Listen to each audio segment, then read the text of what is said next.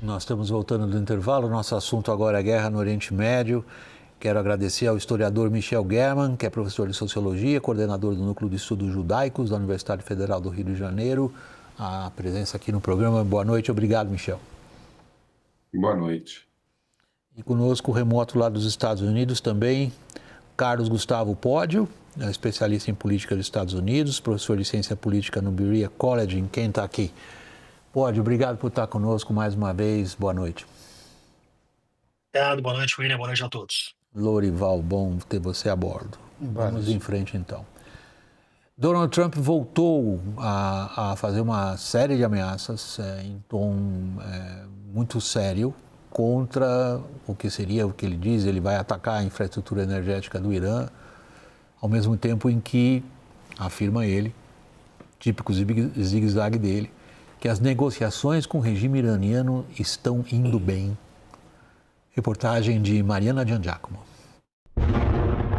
Um mês depois do começo da guerra, Donald Trump alterna entre falas sobre diplomacia, ameaças e envio de militares ao Oriente Médio. Nesta segunda-feira, defendeu a ideia de que houve uma mudança de regime no Irã, afirmando que os Estados Unidos estão em discussões sérias com um governo mais razoável. Mas também ameaçou destruir completamente a infraestrutura energética do Irã, incluindo a ilha de Karg, se um acordo para reabrir o Estreito de Hormuz não for fechado. I would only say that we're doing extremely well in that negotiation, but you never know with Iran because we negotiate with them and then we always have to blow them up. Durante o fim de semana, o Paquistão, que tenta mediar o fim da guerra, declarou que o Irã permitiria a passagem de 20 navios pelo Estreito de Hormuz. Nesta segunda, pelo menos 2 embarcações chinesas puderam atravessar o estreito. São apenas navios de países aliados de Teherã, em número muito pequeno em relação ao tráfego comum da passagem. Ainda assim, a Casa Branca tem citado os casos como uma vitória de Trump e afirma que a postura do Irã tem sido diferente dos comentários feitos em público. It's no surprise that we are seeing the remaining elements of the regime become increasingly eager to end the destruction and come to the negotiating table while they still can.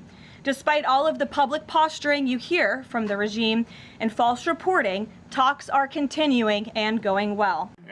O secretário do Tesouro dos Estados Unidos, Scott Bessent, também tentou tranquilizar os mercados, dizendo que há um bom abastecimento de petróleo e cada vez mais navios passando por Hormuz. The market is well supplied, and we are seeing more and more ships go through on a daily basis as individual countries cut deals with the Iranian regime for the time being. But over time, the U.S. is going to retake control of the straits. As falas contradizem muito do que está acontecendo na prática. Apenas alguns navios de aliados do Irã estão passando pelo estreito. Teherã segue negando a existência de qualquer negociação e os ataques continuam. O porta-voz do Ministério de Relações Exteriores do Irã, Ismail Baghei, chamou a proposta com 15 pontos enviada pelos Estados Unidos de irrealista. مطالبی که به ما منتقل شده حالا تحت هر عنوانی که شما بخواید اسمشو ببرید 15 بندی یا کمتر و بیشتر درخواستایی بسیار زیاده خواهانه. Enquanto a guerra de versões continua, os ataques se intensificam. Israel conseguiu interceptar um ataque em direção à maior refinaria de petróleo do país, mas a instalação foi atingida por destroços.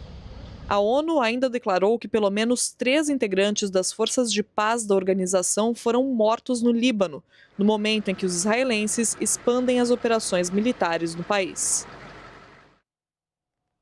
Michel, deixa eu começar por você. Nós temos 2 fatos verificáveis e eu gostaria de ver a sua avaliação deles nesse contexto. Um é a chegada de um contingente de tropas americanas à região. Estima-se que esse contingente, em menos de 10 dias, chegará entre 7 a 10 mil soldados. O outro fato verificável é a ordem dada pelo governo israelense para a ocupação de um trecho substancial do sul do Líbano, coisa que já se tentou nos últimos 40 anos com consequências catastróficas para os 2 lados. Estamos vendo uma escalada. Bom, boa noite a todos. Aquela lógica de Einstein, né? De que se a gente faz os mesmos erros várias vezes e não muda a perspectiva, provavelmente eles vão dar errado, né? Eu acho que tem um terceiro elemento aí, William, que se a gente olha hoje a matéria que sai na capa dos jornais israelenses, é que Israel, bombardeado em nível diário, uma situação de colocar a população civil em abrigos antiaéreos todos os dias, de norte a sul. Hoje, a matéria na capa dos jornais é uma votação no Knesset, no parlamento israelense, colocando pena de morte para terroristas suicidas palestinos em Israel. Ou seja, eu acho que a gente tem que entender que o que está acontecendo em Israel hoje tem a ver com uma relação profundamente política da percepção da guerra, né? E essa percepção política da guerra não é só do Irã, é também do Líbano, né?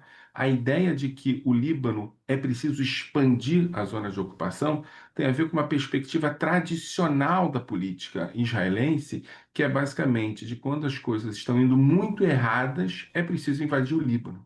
De quando as coisas estão numa situação que é preciso tirar o foco da política interna, é preciso combater primeiro a Fatalândia e depois o Hezbollah no sul do Líbano.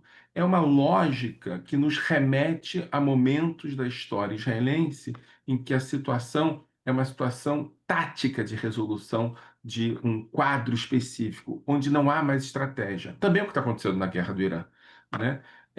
E sobre concentração de soldados dos Estados Unidos na região do Oriente Médio, apesar de ainda não ser um número suficiente para justificar uma invasão terrestre, é preciso entender que isso também faz parte de um certo diálogo entre Netanyahu e Trump. Netanyahu tenta convencer Trump de que o regime iraniano está por um fio, né? Ao mesmo tempo, a gente percebe uma lógica contraditória de Trump, falando em diplomacia e em invasão e destruição das estruturas energéticas do Irã. A gente está numa situação em que há a impressão de uma certa dissonância cognitiva em relação ao que a gente está vendo e que os políticos em Israel e também nos Estados Unidos estão falando. Dissonância cognitiva a gente caracteriza como um tipo de transtorno, no qual a pessoa ouve só o que quer e se desliga, eventualmente, dos fatos reais.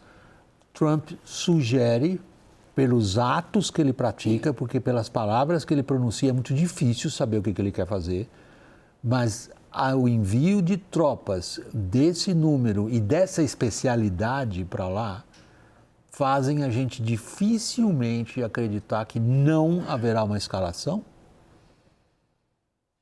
Pois é, William, que mostra o que nós estamos vendo, um padrão histórico se repetir, né? Quer dizer, a ideia, em certa medida, é uma ilusão das grandes potências, de que, porque são grandes potências que estão lutando contra potências menores, elas detêm o total controle dos acontecimentos, né? Não há nada mais falso do que isso, e a história está aí para nos provar, né? Pergunte ao Vladimir Putin qual era a percepção que ele tinha inicialmente da guerra da Ucrânia. Aliás, a gente tem visto muitos paralelos, né, com o que aconteceu na Rússia invadindo a Ucrânia e agora com o Donald Trump, né? A começar pelo fato que o próprio Donald Trump falou que não vai usar a expressão guerra, vai usar a expressão operação militar, que a gente viu o Vladimir Putin fazer a mesma coisa. E agora nós temos uma ameaça do Donald Trump via redes sociais de cometer crimes contra a humanidade, crimes que são claramente definidos do direito internacional, que é a destruição de infraestrutura civil de forma proposital, ou seja, ele está ameaçando a destruição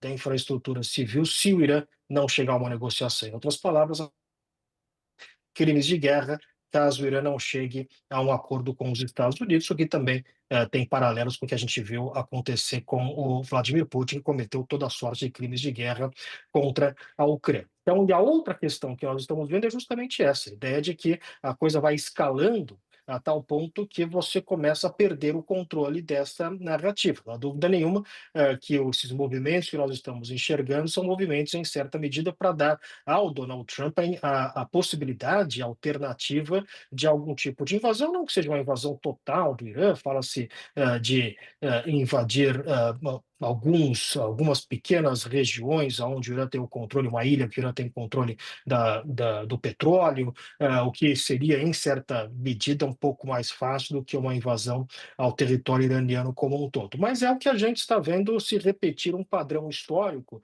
de que esta ilusão de que você é mais um ataque, mais uma destruição e aí finalmente a gente vai conseguir terminar a guerra, não está acontecendo no momento que o presidente americano começa a dar sinais que está bastante preocupado, para não dizer desesperado, com a questão do preço do petróleo. O Donald Trump foi eleito e foi trazido de volta à Casa Branca majoritariamente pela questão do custo de vida, do preço de produtos, notadamente do preço da gasolina, que é um componente importante do americano médio. Então, isso pode levar ao Donald Trump tomar ações. Ele é alguém que a gente já viu que não sabe lidar muito bem com a expectativa de derrota, que pode fazer com que ele tome ações que aprofundem ainda mais os Estados Unidos nesse conflito.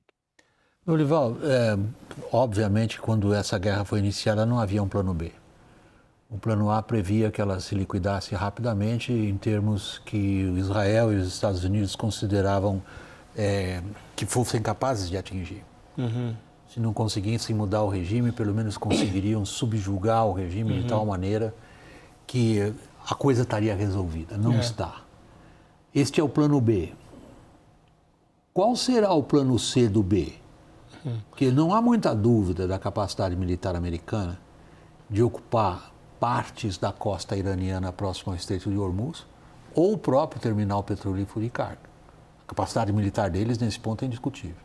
Agora, e depois? Sim, aí existe o custo político das perdas, né, de vidas, de militares, e que é um custo que pode ser insuportável politicamente para o Trump no contexto de uma guerra impopular, que hoje, mesmo sem essas mortes em grande escala, tem aprovação só de 25% dos americanos e já levou a uma queda na popularidade geral do presidente.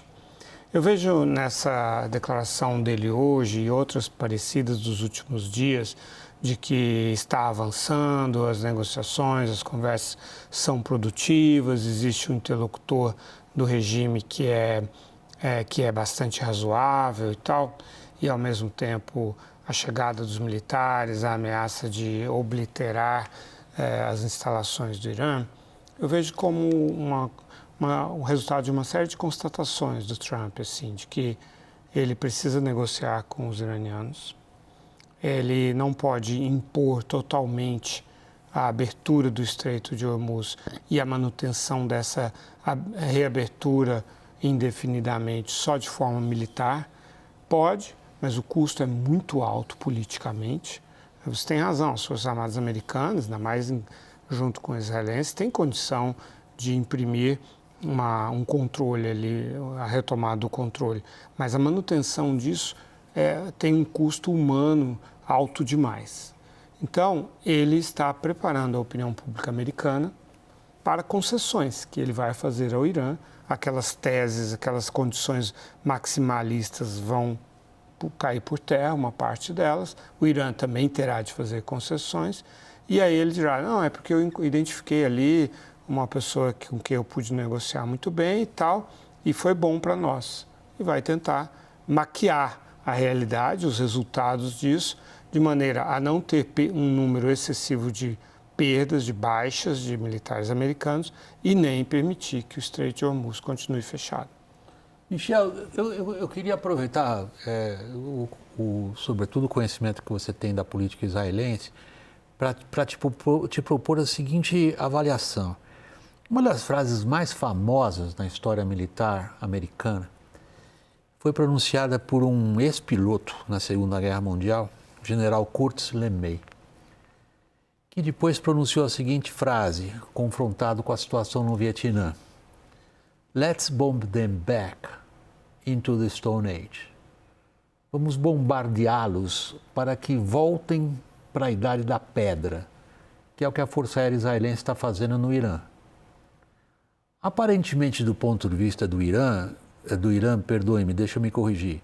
Aparentemente, do ponto de vista de Israel, o objetivo de bombardear o Irã de volta para a Idade da Pedra está sendo atingido.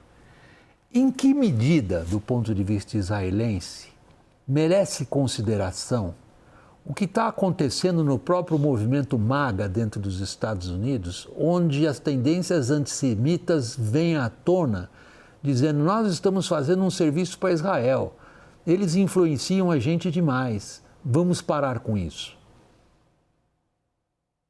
Essa frase ela é dita em hebraico com muita frequência em vários contextos diferentes, né? Em Gaza, na Cisjordânia, no Líbano. E eu acho que agora ela tenta ser dita de novo no Irã. A primeira questão que eu acho fundamental é que aqui há uma espécie de sensação de final de novela, né?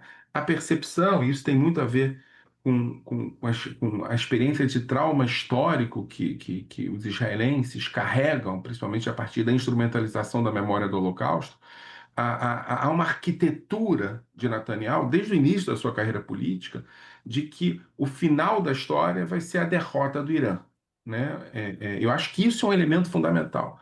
Netanyahu entra nessa guerra do Irã para poder salvar a sua pele, para poder salvar a sua reputação e, fundamentalmente, para poder terminar as guerras. E aí tem a ideia da mãe de todas as guerras, que é a ideia que levanta a noção de que ele precisa resolver e reconstruir, reconstituir o Oriente Médio a partir de uma vitória absolutamente impressionante contra um regime forte e poderoso e que quer a sua destruição.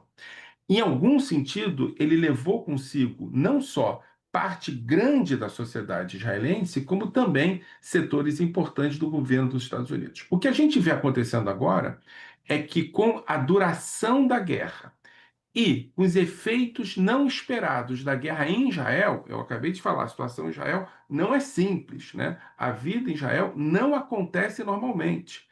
O que está acontecendo é que há uma oposição crescente dentro da sociedade israelense com relação a uma guerra sem estratégia, uma guerra somente com essa perspectiva, a perspectiva de uma certa arquitetura do trauma, por um lado, e, por outro lado, uma queda profunda, não só dentro do MAGA e ascensão de perspectivas conspiracionistas e antissemitas dentro da direita republicana, mas uma quebra profunda no apoio da sociedade americana dos Estados Unidos em relação a Israel. Eu acho que os efeitos não esperados dessa guerra, dessa final de novela, dessa arquitetura da consciência israelense a partir do trauma que Netanyahu fez, é que, em algum sentido, essa guerra, que deveria ser uma guerra muito simples e o regime deveria cair imediatamente, está se transformando em alguma coisa que me lembra a primeira guerra do Líbano, em 82, onde não só a sociedade israelense começa a perceber que a solução não é por força, mas, fundamentalmente, a quebra de apoio internacional a Israel acaba se constituindo. A única diferença fundamental disso para 82 é que há 7 de outubro do retrovisor. E Netanyahu precisa fazer com que não só se perceba uma vitória contra o Irã, como uma vitória definitiva contra o inimigo maior de Israel, mas ele precisa fazer com que a sociedade israelense se esqueça do 7 de outubro. E é por isso que, quanto mais essa guerra demora, em algum sentido, Netanyahu fica mais aliviado. Deixa eu trazer um ângulo um pouquinho mais americano, mais fechado. Sobretudo ao redor do Trump, se convencionou chamar de Deep State, todas aquelas instâncias que fazem parte do Estado americano, sobretudo as agências de inteligência. Lendo a imprensa americana, como a gente é obrigado a ler todo dia, a gente tem a seguinte ideia, que as agências advertiram sim Trump a respeito, no mínimo, dos riscos que ele estava assumindo. Ele passou a respeitar um pouco mais o Deep State ou ele está mais desconfiado ainda?